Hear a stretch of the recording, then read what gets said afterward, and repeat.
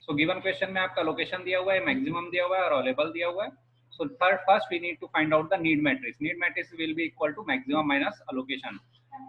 a minus a करेंगे आप, b minus b, c minus c and d minus d. Then you will get the need matrix for p0. Similarly for p1 we need to minus this a, that is 1, with 1 so we will get 0. Then 7 minus 0 we will get 7. Then 5 minus 0 we will get 5. Then 0 minus 0 we will get 0. And in very similar manner हम लोग को सभी process के लिए need matrix निकालना है. Need matrix will be equal to maximum minus allocation. तो इस रूल को फॉलो करते हैं और यहाँ नीड मैट्रिक्स निकालते हैं. तो चलिए आगे देखते हैं. क्वेश्चन में वैसे क्लियरली बोला था find out the need matrix. अगर ये नीड मैट्रिक्स नहीं भी निकालने बोलता है क्वेश्चन में, देन तो भी आपको ये नीड मैट्रिक्स निकालना है, तभी आप इसको आगे सॉल्व कर पाओगे. तो क्वेश्चन में 3 चीज दिया है. पहले नीड मैट्रिक्स निकालना है, दूसरा चीज पूछा है कि ये जो सिस्टम है ये सेफ स्टेट में है या नहीं है, और तीसरा ये पूछा है कि कोई एक प्रोसेस P1 अगर 0420 के लिए रिक्वेस्ट करती है तो क्या इस रिक्वेस्ट को हम लोग एक्सेप्ट करेंगे या रिजेक्ट कर देंगे. तो ये 3 चीजें पूछा हुआ है. तो आपने देखा होगा आपका बैंकर्स एल्गोरिथम में 2 एल्गोरिथम है. First algorithm is for safe sequence जो सेफ बताता है, and second is resource request allocation algorithm. तो पहले जो बैंकर्स का जो पहला एल्गोरिथम है उससे आप सेफ स्टेट निकाल सकते हो, और जो बैंकर्स का जो सेकंड पार्ट है एल्गोरिथम का उससे आप ये निकाल सकते हो कि ये वाला रिक्वेस्ट आपको ग्रांट करना है कि इस रिक्वेस्ट को रिजेक्ट करना है. तो चलिए अब आगे चलते हैं. तो first of all we need to find out the need matrix. Need is equal to max minus allocation. तो अलोकेशन मैट्रिक्स ये आपके पास है और मैक्स मैट्रिक्स इसमें से माइनस कर देंगे, then we will get need matrix. जब आपको नीड मैट्रिक्स मिल जाएगा तो यहाँ पे आप आपका जो मैक्स मैट्रिक्स था वो हटा दीजिएगा. ठीक है, देखिए आपके क्वेश्चन में यहाँ पे मैक्स मैट्रिक्स दिया हुआ था, यहाँ पे मैक्सिमम वाला, ये मैक्सिमम वाला हटा दीजिएगा, अब इसकी कोई जरूरत नहीं है. आप नीड मैट्रिक्स पुट कर दीजिएगा यहाँ पे. क्यों हटा दिया? मान लीजिए आपने अपने बैंक में 10,000 जमा किए थे, 10,000 में से 3,000 माइनस कर लिए, तो अब बचा कितना? 7,000. तो अब पहले आपने कितना जमा किया था 10,000 उससे कोई मैटर नहीं है, वो उसकी जरूरत नहीं है, मैक्सिमम था वही. अभी आपका नेक्स्ट टाइम जब आप पैसे निकालने जाओगे, जब नेक्स्ट टाइम आप विड्रॉ करने जाओगे तो कौन से अमाउंट से चेक होगा? 7,000, क्योंकि आपकी रिक्वेस्ट 7,000 से कम होना चाहिए. ठीक है, तो नीड वही होता है मैक्सिमम माइनस अलोकेशन. जितना आपने अलोकेट कर लिया उतने को माइनस कर देते हैं. तो अब आपके में से मैक्सिमम हटा दिए और आपने एक नया टेबल बनाया, that is allocation, need and available. अब यहाँ पे हम लोग देखेंगे कि ये जो आपका सिस्टम है वो सेफ स्टेट में है या नहीं. जो आपका बी पार्ट है, सिस्टम आपका सेफ स्टेट में है या नहीं. अगर आपको इसका सेफ्टी एल्गोरिथम याद होगा तो आपने सेफ्टी एल्गोरिथम में देखा था कि हर एक प्रोसेस का जो नीड होता है वो अवेलेबल से हम लोग चेक करते हैं. अगर किसी भी प्रोसेस का नीड जो अवेलेबल से कम है तो हम लोग क्या करते हैं, उस प्रोसेस को एग्जीक्यूट कर लेते हैं, और एग्जीक्यूट करने के बाद जितनी भी रिसोर्स उसने हेल्ड करके अलोकेट करके रखी थी वो सारी रिसोर्स वो रिटर्न कर देता है, और वो रिसोर्स हम लोग अवेलेबल में जाके ऐड कर देते हैं. मैंने आपको एक छोटा सा एग्जांपल भी दिया था. सपोज आपको कुछ पर्टिकुलर प्रोसेस करना है, कुछ पेन ड्राइव की जरूरत है, आपने मुझसे लिया, मैंने बोला कि भाई जब आपका काम हो जाएगा तो आप मेरे जो पेन ड्राइव है वो रिटर्न कीजिएगा, साथ में आपने जितनी भी अपने पास पहले से रखी हुई वो सारी की सारी आपको सबमिट करना पड़ेगा. ठीक है, तो बिल्कुल वही है.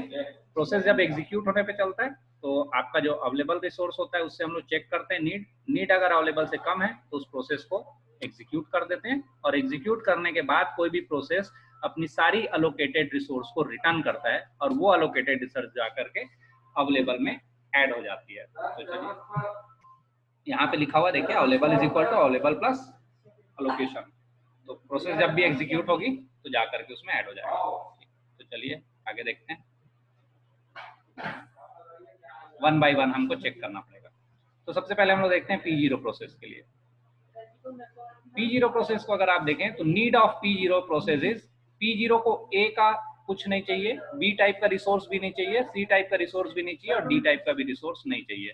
तो इसमें देखें तो A, B, C और D, इसको कुछ भी नहीं चाहिए. तो ये अवेलेबल से कम है. हमारे पास A 1 रिसोर्स अवेलेबल है, B का 5 अवेलेबल है, C का 2 अवेलेबल है, और D तो है नहीं. और इसको अगर हम लोग देखें इसका नीड, तो इन चारों का need A, B, C, D और यहाँ पे अवेलेबल से कम है. तो चारों का नीड इस अवेलेबल से कम होने के कारण प्रोसेस P0 एग्जीक्यूट हो जाएगी. प्रोसेस P0 एग्जीक्यूट होगी, और जैसे ही प्रोसेस एग्जीक्यूट होती है तो जितने भी रिसोर्स उसको अलोकेट होते हैं वो सारी रिसोर्स को रिटर्न कर देता है. तो इसके पास कौन कौन सा रिसोर्स है, ए और बी तो इसने लिया ही नहीं है, सी का एक इंस्टेंस है इसके पास और डी का 2 इंस्टेंस है, तो ये सी का एक इंस्टेंस वापस करेगा और डी का 2 वापस करेगा। तो अगर आपका यहाँ फॉर्मूला देखें तो अवेलेबल में वो जाकर के एलोकेशन जो ऐड हो जाता है। कोई भी प्रोसेस अगर एग्जीक्यूट होती है तो जितने रिसोर्स वो अलोकेट करके रखे रहती थी वो पूरा रिसोर्स वो वापस कर देती है और वो रिसोर्स जा करके अवेलेबल में ऐड हो जाते हैं। तो देखिए ये प्रोसेस एग्जीक्यूट हुई, कैसे पता चला, अगर प्रोसेस का नीड जो अवेलेबल से कम है तो वो प्रोसेस एग्जीक्यूट हो जाती है। तो इसका नीड देखिए चारों 0 0 है और यहाँ पे अवेलेबल हमारे पास काफी सारे हैं, तो ये एग्जीक्यूट हो जाएगी। एग्जीक्यूट होने के कारण आपका ये अलोकेशन को रिटर्न करेगा। तो देखिए ए जो 0 था वो यहाँ पे आके ऐड होगा तो कोई फर्क नहीं पड़ेगा, बी इसके पास कुछ भी नहीं था तो यहाँ पे आके ऐड होगा, कोई फर्क नहीं पड़ेगा, सी का एक रिसोर्स था इसके पास और डी टाइप का 2 रिसोर्स था, तो सी का एक देगा यहाँ पे, तो ये 2 था तो एक ऐड होकर के 3 बन जाएगा और डी का इसने 2 रिसोर्स खाली किया तो ये डी 0 की जगह अब 2 हो जाएगा। तो नेक्स्ट मैट्रिक्स में अब क्योंकि P0 हो चुका है तो इसको हटा देंगे और रिमेनिंग प्रोसेस को आगे बढ़ाएंगे अगले मैट्रिक्स में, और क्या अपडेट होगा, अवेलेबल अपडेट होगा। अवेलेबल में क्या ऐड हुआ, जो प्रोसेस आपने हटाया उसका लोकेशन ऐड हो गया। तो चलिए अगला मैट्रिक्स देखिए। अगले मैट्रिक्स में आप देख रहे हो P1 P2 P3 P4 process available है। यहाँ पे अवेलेबल में 1 5 3 2, क्यों, क्योंकि C3 इसलिए हो गया क्योंकि एक यहाँ से C मिला इसको और D पहले 0 था वो 2 हो चुका क्योंकि ये 2 आपका D यहाँ से इसको मिला, ऐड हुआ है। अब सिर्फ चेक करोगे P1 प्रोसेस का कि P1 प्रोसेस का जो नीड है इस अवेलेबल से कम है क्या। तो P1 प्रोसेस की नीड अगर आप देखें तो इट इज 0750, इसको A टाइप का नहीं चाहिए, B टाइप का 7 चाहिए। क्या B टाइप का 7 मेरे पास है क्या, नहीं है, B टाइप का रिसोर्स तो मेरे पास 5 ही है, इसको चाहिए 7, तो P1 एग्जीक्यूट नहीं हो सकता। तो P1 एग्जीक्यूट नहीं हो सकता क्यों, क्योंकि B टाइप का रिसोर्स इसको 7 चाहिए और हमारे पास 5 है, C टाइप का इसको 5 चाहिए था, हमारे पास 3 है, तो ये ऑब्वियस एग्जीक्यूट नहीं हो पाएगा। क्यों, क्योंकि इसका नीड जो है वो अवेलेबल से लेस देन नहीं है। यहाँ पे एक ही रूल चेक करते हैं हम लोग, need must be less than available, ये देखिए वाला रूल। तो यहाँ पे इसका नीड जो अवेलेबल से कम नहीं है, तो इसका मतलब ये प्रोसेस एग्जीक्यूट नहीं होगी, तो P1 एग्जीक्यूट नहीं है। चलिए अब आगे देखते हैं क्या P2 एग्जीक्यूट होगा। तो for P2 need of P2 is 1002। अगर आप P2 का नीड देखेंगे तो इट इज 1002, P2 का नीड 1002। क्या इतना अवेलेबल है, तो देखिए A का इसको 1 चाहिए और हमारे पास A 1 है, B इसको नहीं चाहिए, B हमारे पास 5 है, C भी नहीं चाहिए हमारे पास है, और D इसको चाहिए 2 और हमारे पास भी 2 अवेलेबल है D, तो कोई भी प्रॉब्लम नहीं है। तो ये बिल्कुल एग्जीक्यूट हो जाएगी ये प्रोसेस, क्योंकि इसका जो नीड है वो अवेलेबल से कम है। जब भी प्रोसेस एग्जीक्यूट होती है तो अपने अलोकेशन को अवेलेबल में भेज देती है और ऐड हो जाती है। तो अगले मैट्रिक्स से ये P2 हट जाएगा और ये जो 1 3 5 और 4 ये वाली चीज है ये जा करके इस अवेलेबल में ऐड हो जाएगी आगे वाले अवेलेबल में। ठीक है, तो A में 1 ऐड हो जाएगा तो A 2 बन जाएगा, इसमें 3 ऐड होगा तो ये 8 बन जाएगा, ये वाले में 8 बन जाएगा और ये वाले में 6 बन जाएगा। तो आगे चलने से टेबल से P2 आप हटा देंगे, P1 P3 और P4 को रखेंगे और अवेलेबल को अपडेट करके एक नया टेबल बनाएंगे। तो चलिए फिर आगे बढ़ते हैं।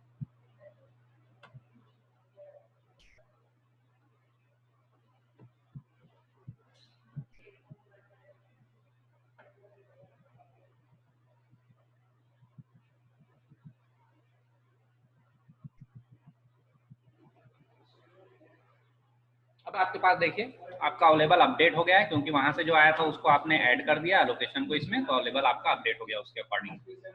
अब आगे फिर से देखते हैं कि अब आपके पास P1 P3 और P4 अवेलेबल है। अब आप चाहे तो P3 या P4 से आगे बढ़ जाएं, क्योंकि P1 पहले आप छोड़ चुके हैं, या वापस से P1 से भी चेक कर सकते हो, कोई भी प्रॉब्लम नहीं है, क्योंकि एक system more than 1 safe state हो सकते हैं, मतलब सेफ सीक्वेंस हो सकते हैं एक से ज्यादा टाइप के। तो आप चाहें तो फिर से P1 को चेक कर लें, या P1 को एक बार पहले ही मैंने चेक कर लिया था ऐसा सोच के P3 से चालू करें, आपके ऊपर है, कोई भी प्रॉब्लम नहीं है इसमें। ठीक है, तो मान लीजिए मैं P1 से फिर से चालू करता हूँ टेबल के टॉप से। P1 का नीड देखो, क्या अब मेरे पास अवेलेबल बढ़ गया है कि P1 का नीड फुलफिल हो सके, तो चेक कर लेते हैं। चलिए P1 का नीड देखिए 0, यहाँ पे 2 है अपने पास, दे सकते हैं। यहाँ डिमांड कर रहा है 7 की, अपने पास 8 है, 5 का डिमांड कर रहा है, अपने पास 8 है, और यहाँ से 0 डिमांड है और अपने पास 6 है। तो इसका मतलब इसकी जो डिमांड है, इसकी जो नीड है, हम उसको फुलफिल पूरी तरीके से कर सकते हैं, कोई भी इशू नहीं है। तो ये फुलफिल होगा तो ये प्रोसेस एग्जीक्यूट हो जाएगी। एग्जीक्यूट होने के बाद सिर्फ एक ही काम करती है कोई भी प्रोसेस, जितना भी अलोकेशन रिसोर्स होता है उसको भेज देती है अवेलेबल में, तो अवेलेबल आपका ऐड हो जाता है। तो यहाँ पे देखो अलोकेशन तो कुछ किया नहीं था इसने, सिर्फ ए वाला एक रिसोर्स को रखा था पहले से, तो ये 1 जो जा करके यहाँ पे ऐड हो जाएगा। तो कुल मिलाकर के हो जाएगा 3 8 8 6 और P1 एग्जीक्यूट हो गया करके यहाँ से हट जाएगा। सीक्वेंस याद रखिएगा, पहले P0 एग्जीक्यूट हुआ, फिर P2, फिर P1। अब P3 की देखिए, P3 का नीड 0 0 2 0 है, देखिए 0 0 2 0 हमारे पास है, बिल्कुल है। 3 8 8 6 काफी ज्यादा अवेलेबल है, तो अगली बार में P3 एग्जीक्यूट हो जाएगा। एग्जीक्यूट होने से इस 6 को 3 को और 2 को यहाँ पे भेज देगा, तो यहाँ पे 6 ऐड होने से 14 हो जाएगा, ये 3 ऐड होने से 11 हो जाएगा और इससे 8 हो जाएगा। तो फिर से अपडेट होगा और आपका नया मैट्रिक्स बनेगा और लास्ट में आपका P4 प्रोसेस बस बचेगा। तो P4 प्रोसेस भी फिर देख लेते हैं आगे। P4 का नीड देखिए, अब ये पूरा अपडेट हो गया, देखिए 3 8 9 जो भी है इसमें अपडेट होकर के ऐड हो गया। यहाँ पे एक गड़बड़ हुआ है, उसको सुधारना पड़ेगा। ये 6 है ना, तो 6 प्लस ये 14 होगा, ये वाला है वो 14 होगा, क्योंकि ये वाला अवेलेबल इसमें आके ऐड होगा और सी का ये ऐड होगा, तो ये वाला आपका 11 होगा, P3 एग्जीक्यूट होगा, और ये जो 2 है वो इसमें ऐड होगा, तो ये 8 होगा। ठीक है, ध्यान रखिएगा, थोड़ा सा एक करेक्शन है कि ये वाले अवेलेबल में ये अलोकेशन ऐड होता है, तो ये 0 + 3 3 मिल जाएगा, 6 + 8 14 मिलेगा, यहाँ पे 8 नहीं मिलेगा, यहाँ पे 3 + 8 11 मिलेगा और यहाँ पे 2 + 6 8 मिल जाएगा। लास्ट वाली प्रोसेस का नीड देखिए 0 0 2 0 है, तो कोई भी प्रॉब्लम नहीं है, ये बड़ा आराम से एग्जीक्यूट हो जाएगा और पूरी प्रोसेस एग्जीक्यूट हो गई। सीक्वेंस कैसे रहा, पहले P0 गया था, फिर P2 गया था, उसके बाद P1, फिर P3 और फिर P4। ये सीक्वेंस चेंज भी हो सकता है, आपके ऊपर है। मान लीजिए अगर आप उस समय P1 की जगह P3 को एग्जीक्यूट करते तो P3 एग्जीक्यूट हो जाता था, तो इसलिए उसमें चिंता करने की जरूरत नहीं है। मोर देन 1 सेफ सीक्वेंस आपके हो सकते हैं, बट प्रोसेस सिर्फ इतना याद रखिएगा, if need is less than available तो वो प्रोसेस एग्जीक्यूट हो जाएगी। सिर्फ नीड को अवेलेबल से चेक करना है, need is less than available तो एग्जीक्यूट हो जाएगी। और एक बार कोई प्रोसेस अगर एग्जीक्यूट हो गई तो जितना भी अलोकेटेड रिसोर्स है उसको वो फ्री कर देगी और वो रिसोर्स जाके ऐड हो जाएगा अवेलेबल। ऐसे करते हुए हम लोग सभी का सीक्वेंस निकाल लेंगे और सीक्वेंस निकालने के बाद आपका जो क्वेश्चन नंबर 2 बोला था, इसमें बी पार्ट बोला था, that is find out the safe sequence. तो सेफ सीक्वेंस आपका है P2 P0 P2 P1 P4 या P3। इसका सीक्वेंस और भी हो सकते हैं safe sequence, P0 P2 P3 P4 P1 भी हो सकता था, P0 P2 उसके बाद P4 P3 P1 भी हो सकता था। तो more than 1 safe sequence possible है, ये टोटली आपका एग्जीक्यूशन पे डिपेंड करता है। तो क्वेश्चन में अगर पूछा है ये सीक्वेंस, ये जो सिस्टम है वो सेफ स्टेट में है, तो यस बोलिएगा, क्योंकि ये सारी प्रोसेस एग्जीक्यूट हो गई है, इसलिए ये आपका सिस्टम सेफ स्टेट में है। अब अगला देखिए आगे क्या पूछा है। आगे पूछा है कि एक एडिशनल अगर कुछ रिक्वायरमेंट, कुछ डिमांड करता है कोई प्रोसेस, तो उसको हम लोग को रिजेक्ट करना चाहिए कि एक्सेप्ट करना चाहिए। तो suppose P1 process is demanding for 0420, अगर इतने के लिए वो डिमांड कर रहा है तो क्या इस रिक्वेस्ट को हमको ग्रांट करना चाहिए कि इस रिक्वेस्ट को रिजेक्ट कर देना चाहिए, ये पूछ रहा है। तो ये हमारा एल्गोरिदम नंबर 2 जो second part of the bankers algorithm है वो यहाँ पे एप्लीकेबल होगा, बिकॉज यहाँ पे रिसोर्स रिक्वेस्ट हो रहा है, तो रिसोर्स रिक्वेस्ट जो एल्गोरिदम है वो लगाना पड़ेगा। वहाँ पे अगर आप देखेंगे तो क्लियरली मेंशन था कि जब भी कोई रिसोर्स को हम लोग रिक्वेस्ट को हम लोग अगर एक्सेप्ट करते हैं तो 3 चीज आपका चेंज होता है। एक, अवेलेबल में से रिक्वेस्ट को माइनस करते हैं, अलोकेशन में रिक्वेस्ट को ऐड करते हैं और नीड में से उसको माइनस करते हैं। मैं एक बार आपको एग्जांपल लास्ट क्लास में भी दिया है, अभी भी मैं आपको फिर से बता देता हूँ। मान लीजिए आपके बैंक अकाउंट में से 1000 रुपीज है, आप उसमें से 2000 रुपीज विथड्रॉ करते हैं, तो क्या क्या डिफरेंस आएगा। बैंक के पास अवेलेबल जो भी अमाउंट होगा उसमें से 2000 माइनस होगा, तो दैट इज अवेलेबल में से माइनस होगा। अलोकेशन, आपके जेब में मान लो 500 पहले से रखे थे, 2000 आपने निकाल लिया, तो आपके पास 2500 हो जाएगा, मतलब अलोकेशन में ऐड होगा जो आपने निकाला है, और नीड में से वो माइनस होगा। क्यों? क्योंकि अगली बार आप निकालने जाओगे तो 7000 नहीं निकाल सकते। क्यों? क्योंकि 2000 आपने पहले निकाल लिया है, तो अगली बार कितना निकाल सकते हो? मैक्सिमम 5000। तो नीड में से जो भी आप विड्रॉ करते हो वो आपके बैंक अकाउंट में से माइनस होगा, बैंक के पास जो अमाउंट रखा है उसमें से माइनस होगा, और आपके पॉकेट में जो अमाउंट है उसमें ऐड होगा। तो जब आप विड्रॉ करोगे तो 3 डिफरेंस आएंगे। बैंक के पास जितना पैसे रखे हुए हैं उसमें से वो माइनस होगा, आपके अकाउंट में जितने पैसे थे उसमें से भी माइनस होगा, और आपके पॉकेट में जो पैसे रखे हैं उसमें वो जाकर के ऐड हो जाएगा। तो अलोकेशन जो है उसमें ऐड होगा, अवेलेबल में से माइनस होगा और नीड में से माइनस होगा। तो मान लीजिए P1 ने जो रिक्वेस्ट कर रहा है उसको मैं दे दिया, ग्रांट कर दिया, तो क्या डिफरेंस आएगा ये देखना है हम लोग को। तो अगर आप पहला वाला टेबल कंसीडर करें तो ये आपको क्लियर हो जाएगा। देखते हैं पहला वाला टेबल जो क्वेश्चन में दिया था वहां मैं ले जा रहा हूं आपको फिर से। फर्स्ट टेबल में अगर देखें तो P1 प्रोसेस ने क्या क्या कैप्चर किया है। देखिए P1 प्रोसेस के पास क्या क्या है। अभी P1 प्रोसेस का A वाला रिसोर्स है और बाकी B C D कुछ भी रिसोर्स इसने अलोकेट नहीं किया है। A वाला बस एक तो रखा है, बाकी B C D कुछ नहीं है रखा हुआ है। ठीक है,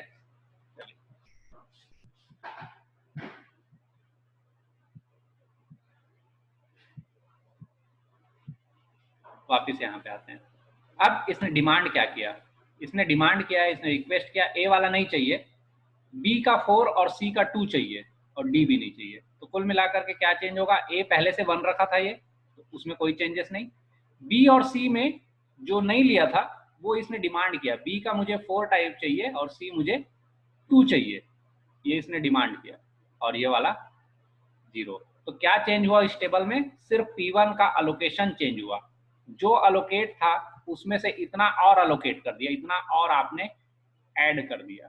ठीक है, तो इतना ऐड करने से यहाँ पे अलोकेशन में वो चीज ऐड हो जाएगी। कहाँ कहाँ से माइनस होगी, रिक्वेस्ट एक नीड से माइनस होगा और दूसरा अवेलेबल से माइनस होगा। तो मैंने ये 0420 को अवेलेबल में से भी माइनस किया और यहाँ इसके नीड से भी माइनस किया। एक बार फिर से उस टेबल से वेरीफाई करा देता हूँ। शुरू में अवेलेबल क्या था, अवेलेबल था 1520,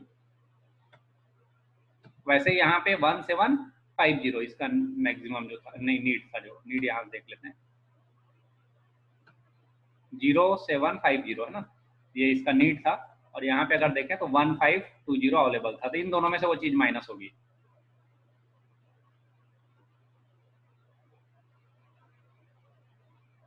तो यहाँ पे अगर आप देखें, यहाँ पे 1520 था, तो 1520 में से ये माइनस हो जाएगा, तो 1 तो 1 ही रहेगा।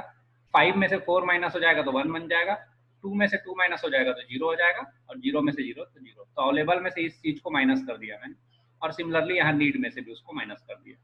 तो पहला वाला 0 था, दूसरा वाला 7 था तो 4 गया तो 3 बचा, यहाँ पे 5 था, 5 में से 2 गया तो 3 बचा, और ये वाला 0।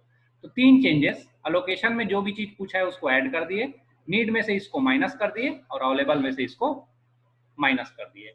अब जैसे आपने सेफ सीक्वेंस पहले निकाला था वही सेफ सीक्वेंस एल्गोरिथम इसमें भी रन करेंगे। अगर सारी प्रोसेस एग्जीक्यूट हो जाती है, कोई भी आपको एक सेफ सीक्वेंस मिल जाता है, तो ये रिक्वेस्ट जो आपने एक्सेप्ट करी है, वो ग्रांट करी है, वो सही है, अदरवाइज इसको रिजेक्ट करना पड़ेगा। ठीक है, तो अब चलिए सेफ सीक्वेंस एक बार फिर से देख लेते हैं कैसे करना है। तो पहला वाला एल्गोरिथम बैंकर्स का, पहला वाला एल्गोरिथम उसके हिसाब से किसी भी प्रोसेस का अगर नीड अवेलेबल से कम है तो वो एग्जीक्यूट हो जाएगी। तो P0 प्रोसेस का नीड है 0000, तो एग्जीक्यूट हो जाएगी ये। तो चलिए सबसे पहले प्रोसेस एग्जीक्यूट होगी, दैट इज P0, ये वाली। क्यों? क्योंकि इसका नीड बिल्कुल नहीं है कुछ भी, अवेलेबल से कम है इसका नीड, एग्जीक्यूट हो जाएगा। एग्जीक्यूट होने के बाद क्या करेगा, अपना अलोकेशन और इसको दोनों को दे देगा। तो ये C क्या हो जाएगा, यहाँ पे ऐड होकर के 1 हो जाएगा, और ये D वाला 2 हो जाएगा। ठीक है, तो 1 1 1 2 हो गया। अगली प्रोसेस P1 प्रोसेस जाएगी जिसका नीड है 0330। अब देखिए इसका डिमांड अगर हम लोग देखें तो हमारे अवेलेबल से ज्यादा है, B वाला मांग रहा है 3 और हमारे पास B कितना है, सिर्फ 1 है। C इसको चाहिए 3, C हमारे पास कितना है, 1 है। तो ये एग्जीक्यूट अभी नहीं हो पाएगा P1, तो P1 को वेट करवाएंगे। ठीक है, बाकी को ट्राई करते हैं, फिर P1 को आगे देखेंगे। ठीक, फिर बारी आई P2 की। P2 को चाहिए 1002, तो P2 को देखिए ये एक्सेप्ट हो जाएगा क्योंकि 1 चाहिए और यहाँ पे भी 1 अवेलेबल है, इसका 0 चाहिए, अपने पास ज़्यादा है, 0 चाहिए ज़्यादा है, और ये 2 चाहिए और हमारे पास भी 2 अवेलेबल है ऑलरेडी। तो इसका मतलब नेक्स्ट जो एग्जीक्यूट होगा वो हो जाएगा P2 प्रोसेस। तो P2 प्रोसेस एग्जीक्यूट हो गई। जैसे ही P2 एग्जीक्यूट होगा तो ये 1 3 5 4 को रिलीज करेगा। तो अगली बार क्या हो जाएगा, 1 इसमें ऐड हो जाएगा तो 2 बन जाएगा, 5 1 3 ऐड होगा तो ये 4 बन जाएगा, 5 ऐड होगा तो ये 6 बन जाएगा, और लास्ट वाला ये 4 जो होगा तो ये भी 6 बन जाएगा। तो अगला हमारे पास अवेलेबल हुआ 2 4 6 6। क्यों? क्योंकि P2 एग्जीक्यूट हुआ तो जितना भी एलोकेटेड है उसको फ्री कर देगा। P3 की बारी 0020, डिमांड है 0020, हमारे पास अवेलेबल है 2466। इसका मतलब जो नीड है वो अवेलेबल से कम है, तो ये भी एग्जीक्यूट हो जाएगा। एग्जीक्यूट होते ही सारी रिसोर्स को खाली कर देगा। तो ये देगा 0 तो ये हो जाएगा 2, यहाँ से 6 देगा तो ये हो जाएगा 10, 3 खाली करेगा तो ये हो जाएगा 9, और ये 2 फ्री करेगा तो ये हो जाएगा आपके पास 8। तो जो नया अवेलेबल है दैट इज 2 10 9 और 8। अगला प्रोसेस आएगा P4। P4 का नीड है 0642। 0642 जो नीड है वो एक्सेप्टेबल है।